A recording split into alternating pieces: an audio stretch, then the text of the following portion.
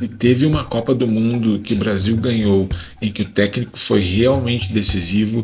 Essa Copa foi a do Tetra, em 1994. Parreira em 94. Parreira falava assim, ó, se nosso time não tomar gol, um gol pro jogo nós vamos fazer. Parreira foi fundamental, foi determinante. Sabe quem vai fazer um gol pro jogo? O Bebeto ou o Romário.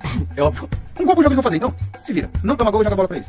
Sem o Parreira, muito provavelmente o Brasil não teria ganho essa Copa do Mundo. E é isso que nós vamos ver nesse vídeo sobre a Copa de 1994.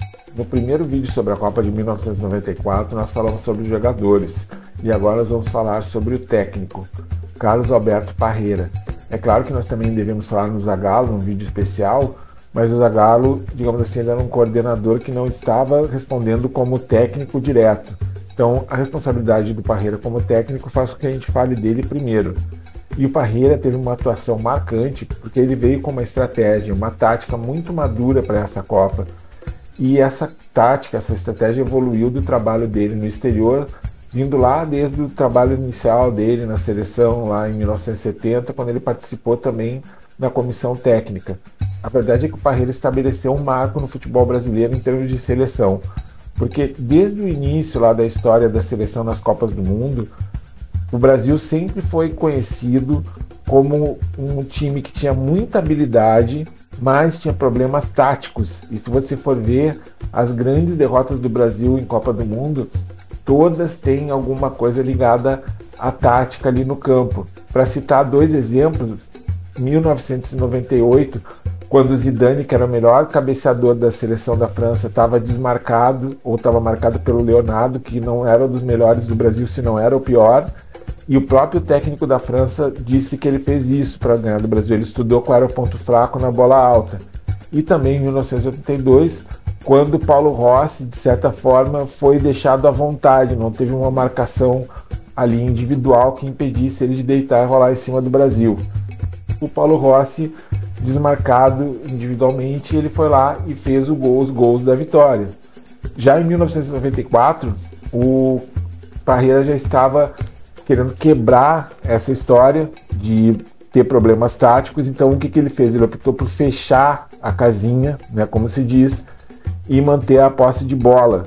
E também utilizar aqueles jogadores que ele tinha, como eu já falei no primeiro vídeo, como o Zinho, o Mazinho, que faziam várias funções. Dá para dizer que até o próprio Mauro Silva e o Dunga também faziam mais funções, que eles não só desarmavam, eles também lançavam, passavam.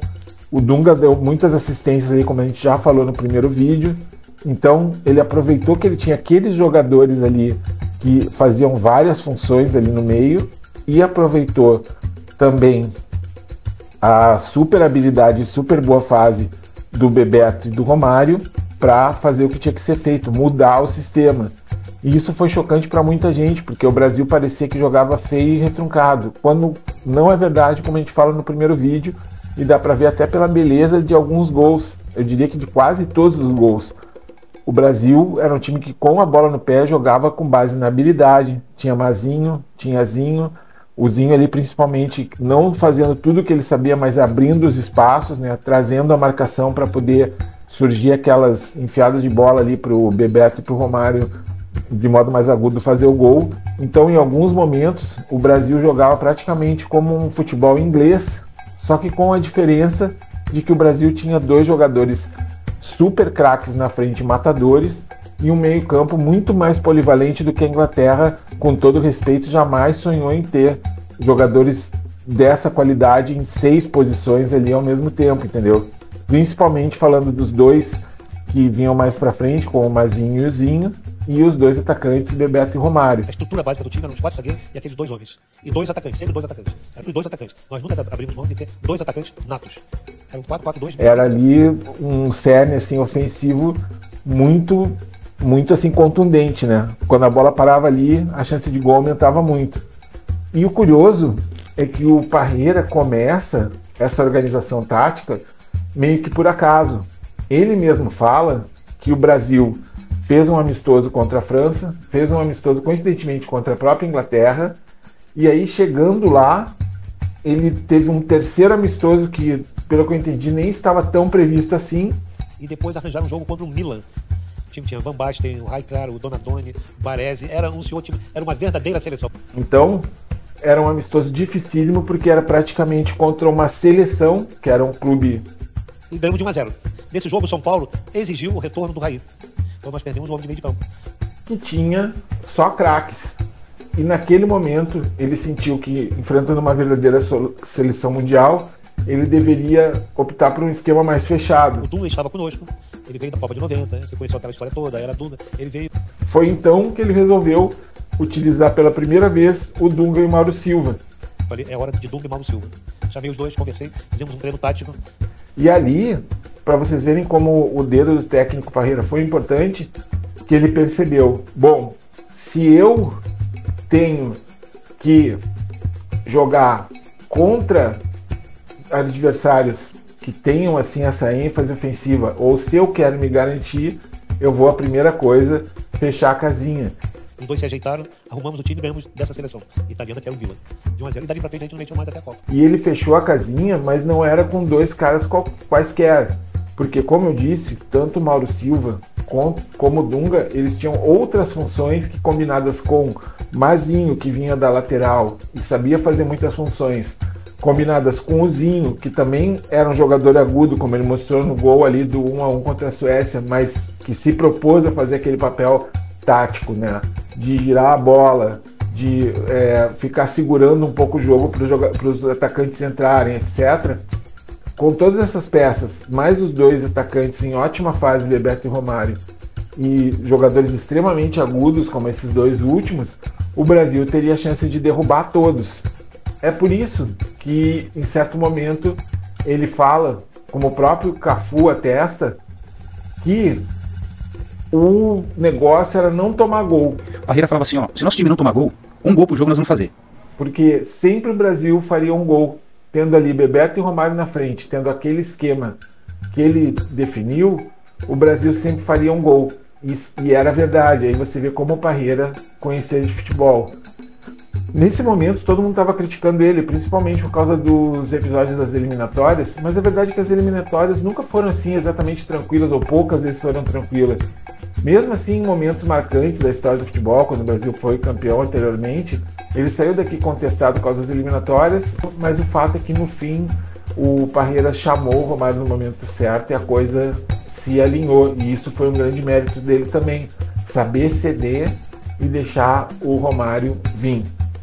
Bem, se a gente for para a Copa do Mundo, a gente tem que lembrar primeiro ali que o Brasil teve a perda do Ricardo Rocha. Embora não tivesse assim também grandes outras alternativas para colocar, ele acertou muito de colocar o Aldair. Porque o Aldair é aquele jogador que, além dele saber defender, saber fazer ali quebrar, fazer destruição, ele também sabe fazer a construção. Tanto que ele deu aquele super lançamento para o Bebeto no gol de Romário contra a Holanda. Então ali era um jogador extremamente habilidoso que também fazia sentido estar ali naquele time, que dependia sim de lançamentos, de enfiadas de bolas bem feitas, porque o Bebeto e o Romário estavam mais agudos ali e o Brasil não abria mão de ter o meio-campo consistente. Então ali realmente vai mais um acerto do Parreira. Outro acerto do Parreira foi tirar o Raí. O Raí era um jogador que vinha glorificado ali pelo seu desempenho no São Paulo e realmente era um craque de bola, isso aí ninguém vai negar, entendeu? Super craque de bola.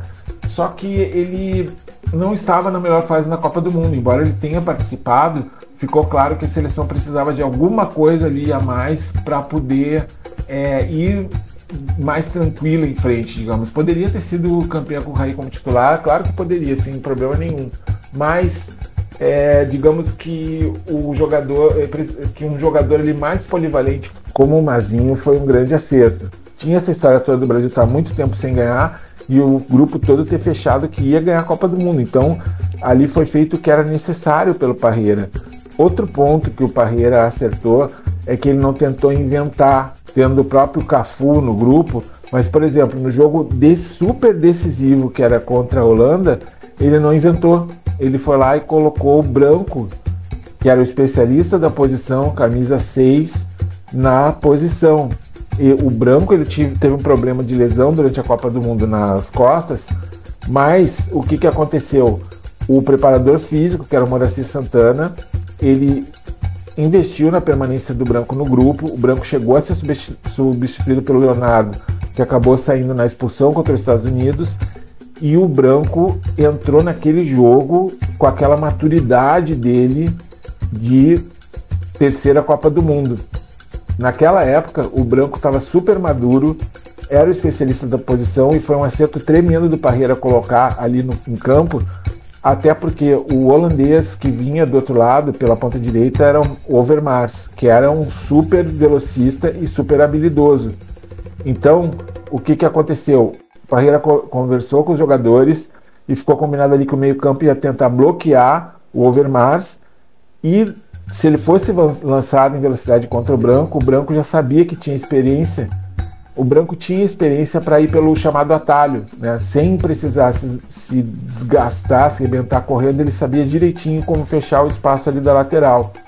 Então, uma escolha fundamental do Parreira manter o Branco junto com o Moraci Santana, porque o Branco é que fez aquele gol do foguetaço, aquele rojão que acabou com o goleiro da Holanda, que ele deve estar triste até hoje, ele deve lembrar, coitado, chorando, né, com todo respeito, porque foi uma bomba que o baixinho se esquivou da bola e entrou um golaço de Copa do Mundo, e ali foi decisivo para a vitória do Brasil. Foi o gol que fechou a tampa, né, que acabou com a Holanda. Então a gente vê na primeira fase que o Brasil teve uma superioridade técnica, entendeu? Apesar que empatou com a Suécia por 1-1, mas, digamos assim, a competição ia revelar que a Suécia não era qualquer time, né? A Suécia já não tinha sido qualquer time lá na Copa de 90 contra o Brasil, e não foi qualquer time na Copa do Mundo, tanto que chegou até a semifinal e perdeu por 1-0 para o Brasil. Jogadores muito fortes, um time excepcionalmente bem organizado e com ótimo preparo físico. Então o Brasil teve que usar muita técnica, tanto que os gols todos contra a Suécia, tanto ali esse gol na primeira fase quanto na semifinal, foram jogadas excepcionais. Na primeira fase, o Zinho, né, faz uma super jogada mostrando quanto agudo ele pode ser e dá para o Romário fazer aquele gol de biquinho, digamos assim. E na semifinal foi o gol do cruzamento de Jorginho, mais um cruzamento magistral daquele super lateral na cabeça do Romário, que o Romário pulou em cima mais alto que todos os gigantes da Suécia e fez o gol. Mas ali era simplesmente a questão do Parreira ter organizado todo o time da maneira certa. O Brasil jogava ali num 4-4-2, né? E ele usava posse de bola, mantendo a posse de bola o maior tempo possível, ou seja, quando você mantém a posse de bola, você tira a bola do adversário, tira a chance dele criar gol. E aí ele esperava para dar o bote no momento certo. Aí é que entravam os lançamentos, né? Aí é que entravam, quando abria aquela brecha, o Zinho entrar correndo e fazer uma jogada habilidosa e dar para o Romário fazer o primeiro gol contra a Suécia. Isso é tudo mérito do Parreira. Aí é que entra ter os lançamentos do Dunga, já recupera a bola lá que nem Camarões, já dá lá na frente para o Romário correr e fazer o gol, porque tinha o Romário que era bola nele, tinha o Bebeto que era bola nele, né? Então assim, tinha toda essa maldade contra o Zinho, de botar apelido nele, que eu me recuso a falar, mas a verdade é que o Zinho fazia o quê? Ele puxava os marcadores quando vinham, porque sabiam também que o Zinho, de alguma forma, devia ter sido orientados que o Zinho era agudo, tava lá a brecha para ele dar para alguém passar ali. Tinha Mazinho, tinha Dunga, tinha Mauro Silva para os próprios laterais, né? Para avançar ou passar para os atacantes que eram mortais. Então você tinha ali o Branco e o Jorginho avançando pelas laterais, né? O Aldair e o Márcio Santos mais atrás, junto com o Tafarel. O Mauro Silva e o Dunga, eles atuavam muitas vezes como mais zagueiros, né? Como também reforço de zaga, mas também se projetavam assim até um certo ponto para fazer um passe de bola, lançamento mais agudo. E o Mazinho e o Zinho, eles também jogavam às vezes como reforço defensivo. Eles faziam o trabalho de ocupação de espaço também, além de avançar também, entendeu? O Zinho avançando mais pelos lados, o Mazinho se restringindo mais ali, fazer uma presença mais horizontal, ali lateral, e também avançar só pelo lado dele. O Zinho já se movimentava mais por todos os lados ali do ataque quando era necessário, né? Então, junto com os jogadores ali, o Parreira, né, a pedido do Ricardo Rocha, instituiu, isso é outra coisa legal que ele tinha uma química com os jogadores bacana que outros técnicos não tiveram, né? Então teve aquela situação que o Ricardo Rocha sugeriu do Brasil entrar de mãos dadas justamente ali quando vieram para Recife, que é a terra do Ricardo Rocha. Tem histórias também que o Parreira ele abria muito espaço assim para participação positiva dos jogadores. Por exemplo, o próprio Bebeto declara que teve participação junto ao Romário dele para a questão da convocação, né? Para a própria questão da manutenção dele no grupo de forma mais adequada. O Dunga dizem que ele também tinha esse aspecto de manter o Romário mais centralizado, tudo junto com o Parreira ali no comando, né, das ações assim mais subjetivas, digamos assim, né? Outra coisa que a gente tem que também ressaltar é que o Parreira ele não tinha medo de atacar, né? Era uma seleção que quando estava se defendendo, ela parecia assim realmente um time retrancado, né? Porém, quando pegava a bola e podia atacar, daí o Mazinha deslocava para a ponta, o Dunga lançava, o próprio Mauro Silva de vez em quando fazia seus passes, suas enfiadas de bola, e daí virava um time que atacava com muita gente, sem abrir mão de se resguardar. Então tinha essa química que o Parreira que definiu. Só a Holanda fez 2 gols no Brasil, né? O resto no máximo fez 1. Era um time que tomava poucos gols que nem o de 1986 e atacava que nem o de 82. Atacava realmente mortal. Podia não ter a mesma beleza de jogo, mas vejam os gols da Copa como foram bonitos também, né? Eles são gols assim de um futebol com pouco espaço, muita correria, mas tem a sua beleza. Olha a jogada do Romário no gol contra os Estados Unidos. Desmontou a defesa dos Estados Unidos, deu pro Bebeto, e o Bebeto fez um gol quase sem ângulo ali. Então um gol muito bonito. Teve outros gols bonitos. Tem o gol do Camarões que o Dunga dá um passe ali preciso de 3 dedos de curva lá pro Romário fazer o gol. Tem gols muito bonitos, né? Naquele jogo contra a Holanda, o próprio Parreira disse que foi assim uma falha coletiva, desde o Tafarel passando por toda a defesa, né? E realmente o que aconteceu ali foi mágico com aquele chute do Branco, que foi no momento mais crítico do jogo, que estava assim meio com uma cara de Brasil e Itália, Brasil e França, um negócio meio assustador, porque será que a Holanda pode fazer outro gol? Será que nós vamos pro pênalti? Mas assim, brilhou a estrela ali, graças a Deus, Branco fez aquele rojão, aquele golaço de falta, e isso a gente deve muito à questão do Parreira ter colocado o Branco em campo e o Moraci também terem preservado ele. Acerto da comissão técnica, acerto do Parreira.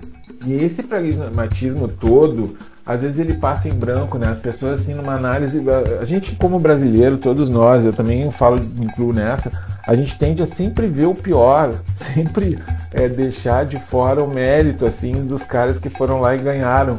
Só que a gente tem que aprender a gostar do sucesso, aprender a gostar de ganhar e exaltar o jeito que a gente ganhou. Porque vejam bem, naquela Copa de 94, tá? O Brasil estava desde 78 sem chegar nas semifinais. Você sabe o que é isso? Estava 24 anos sem ganhar, né? O próprio Parreira dizia o seguinte, que se o Brasil não ganhasse aquela Copa, ele ia perder a hegemonia do futebol, entendeu? Porque já tinha ali mais 2 tri, que era a Itália e a Alemanha, e logo alguém ia passar o Brasil. E o Brasil, desde lá que entrou aquela geração ali gloriosa ali do Pelé e Garrincha, né? Depois o Pelé continuou, etc. Ninguém mais tinha conseguido passar o Brasil. O Brasil que tem a Jules Rimet lá, que era dos 3 títulos até, né, a Alemanha ser tri também e a Itália ser tri também depois, né? Então, assim, a gente pode dizer que de alguma forma teve os momentos de futebol arte, isso é patrocinado pelo Parreira, que segurou o time, fechou a casinha, mas também deixou os caras jogarem, né? E ali o Brasil jogou sim o futebol arte em muitos momentos, e isso também é mérito do Parreira, porque ele jamais deixou de permitir aos jogadores que usassem suas habilidades, né? Ele simplesmente fechou a casinha para o Brasil ser campeão. E aí o Brasil se impôs contra os adversários naturalmente. O Brasil mostrou que era o Brasil. Aquela Copa do Mundo ali, você pode falar o que quiser, mas todo mundo estava respeitando o Brasil, todo mundo estava com medo do Brasil, entendeu? Essa que é a grande verdade. A Itália chegou a jogar totalmente retrancada na final contra o Brasil, né? Então, realmente, assim, foi muito brilhante o trabalho do Parreira, né? Porque ali foram destruídos, inclusive, vários mitos. A gente tem que ser grato ao Parreira, porque, por exemplo, a gente ganhou uma Copa do Mundo depois de 24 anos, tá? A gente, em certo momento, a gente se deu conta que estava numa semifinal que não acontecia desde 78. A gente passou pelo estigma ali daquelas quartas de final, como por exemplo foi Brasil e França, próprio Brasil e Itália, que tá aquele clima assim de empate e o adversário tá parecendo que vai ganhar e o adversário vai lá e ganha, como foi a Itália, e a gente vai para casa. A gente também desfez o estigma daquele negócio de ir para os pênaltis e perder, que foi muito marcante contra a França em 86. O Brasil superou a Itália nos pênaltis com mérito, com defesa de goleiro, com pênalti bem batido, com erro que também faz parte do jogo, mas com superação. Então, isso tudo foi muito marcante assim, em termos estatísticos e até metafísicos para o Brasil, né? E o Brasil, naquele momento, com aquela Copa de 94, ele se tornou o time que mais ganhou a Copa do Mundo no século XX, né? Já que ele ganhou lá em 58, em 62, 70 e 94, né? Os dois países, a Alemanha e a Itália, que eram tri, eles até poderiam alcançá-los em 98, mas isso não ocorreu, né? E a gente vê assim as questões do Parreira, né, sendo brilhante. Bom, vamos enumerar aqui alguns pontos, né? Teve essa decisão de jogar com o Dunga e Mauro Silva, a gente já falou no amistoso. Teve a questão de saber fazer a composição ali com o Aldair na zaga. Teve a questão de saber colocar o Mazinho no lugar do Raí, porque era melhor para o time. Teve a história de preservar o Branco. Imagina se ele tivesse cortado o Branco, né? E que ia fazer aquele gol de falta junto com o Moraci, né?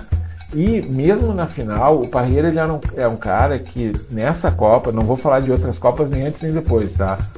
Agora estamos falando de 94. O Parreira foi diferenciado porque ele tinha um plano para cada situação assim que se apresentava. Um plano que ele tinha para a final era usar o Cafu no meio quando todo mundo já tivesse cansado no segundo tempo no lugar do Mazinho. Ele falou, ele confidenciou isso numa entrevista. Porém, ele teve que abrir mão disso porque o Jorginho estava machucado, estava jogando no sacrifício e teve que sair nos 22 minutos de partida, né, para o Cafu entrar. Mas a ideia era fazer uma tática surpresa ainda contra a Itália para pegar eles no contrapé com a velocidade de alguém que estava super descansado e também tinha habilidade, que era o Cafu, né? O que acontece? Como diz o próprio Parreira, naquele jogo a Itália optou por ficar todo mundo atrás, né, para poder segurar o jogo. Essa é a ideia da Itália, e a Itália é um time que tem muita garra, tem muita técnica e costuma aprontar, a gente já sabe disso, não precisa nem dizer o que aconteceu, né? Eles já aprontaram para o Brasil e aprontaram para outros. É aquele time que vem meio na competição, sempre meio desacreditado, meio mais ou menos, quando vê é campeão mundial, como aconteceu, por exemplo, em 2006, né? E naquele jogo, especialmente, a gente vê que o próprio Arrigo Sacchi, que era o técnico da Itália, colocou uma marcação individual, que é uma coisa que é muito rara, né? O Brasil ele não fazia essa marcação assim mais individual. Por quê? Porque ele, inclusive o técnico da Itália mudou o esquema das laterais ali entre o Benarrivo e o Maldini só para poder marcar o Romário individualmente. Já o Parreira, ele não fazia marcação individual, como a gente sabe, que eu venho falando vários vídeos, que os técnicos a partir de 1980 ali não queriam mais saber, anos 80, né? Eles não queriam mais saber de marcação individual, só falam de marcação por zona, mas em compensação ele teve o mérito de colocar esses 3 super marcadores ali no meio campo, né? Que era o Dunga e o Mauro Silva, que ficavam realmente ali, digamos assim, volante, cabeça de área, e mais o Mazinho, que de vez em quando descia também. E aí ele talvez não precisasse da marcação individual por causa disso, né? Porque ele tinha porque ele teve o brilhantismo de criar esse esquema tático, que era um esquema assim, digamos, quase inglês, mas com o toque brasileiro e a habilidade dos jogadores brasileiros, né? E a gente pode dizer que no final das contas foi um duelo tático entre os técnicos, afinal, né? Era uma partida truncada, não tinha tantas chances de gol, o calor do jogo, que foi ao meio-dia, também prejudicou assim os atletas, né? Mas o Brasil, querendo ou não, teve a melhor chance de jogo nos 30 minutos do segundo tempo com o Mauro Silva, né, que chutou e o goleiro Paluca quase tomou um frango para lá beijar a trave, né, porque aconteceu isso. E teve ainda aquele gol que o Romário perdeu na cara do goleiro, coisa que ele nunca perde, né? Foi quando o Cafu fez aquelas jogadas brilhantes que ele sabe fazer como ninguém, cruzou, perfeito, e o Romário tentou finalizar ali, mas acabou acontecendo do Benarrivo também vir em cima. E aí entra o valor da marcação individual. Se não fosse a marcação individual, talvez o Romário tivesse colocado, porque foi o lateral ali que atrapalhou, né? Resumindo, então, a gente tem sim que agradecer o Parreira pela conquista do Tetra em 1994, porque, sob certo ponto de vista, dá para dizer que ele foi o grande herói do título, sim.